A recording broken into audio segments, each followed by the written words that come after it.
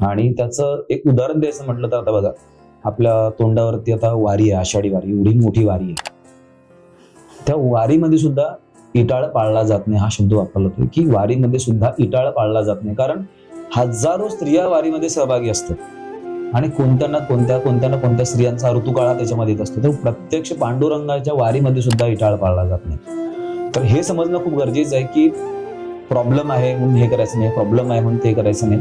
खरं तर मला ह्या माध्यमात सांगायला नक्की आवडेल की लोक प्रॉब्लेम आहे असं म्हणतात, पण तो प्रॉब्लेमच नाही.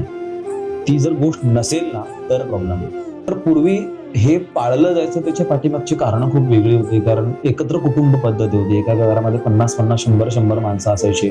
त्यातून नवीन लग्न झालेल्या स्त्रियांना काही ठिकाणी जात सुद्धा केला जायचा.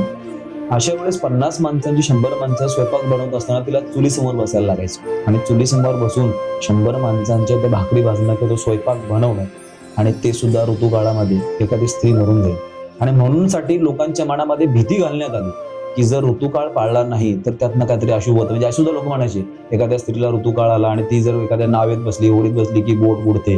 का ती भीती त्यांच्या मनामध्ये घातली जायची आणि ती भीती घातली म्हणून तिला ते 4 दिवस रेस्ट मिळण्यासाठी एका साईडला बसवलं जायचं. तिची आता पाळी आलेली आहे तर तिला हात इकडे तिकडे कुठे लावायचं नाही. मुख्य जे कारण आहे त्याच्या पाठीमागचं ते हे आहे की त्या स्त्रीला पुरतं रेस्ट मिळालं पाहिजे, याच्यासाठी ती पाळी पाळली जायची.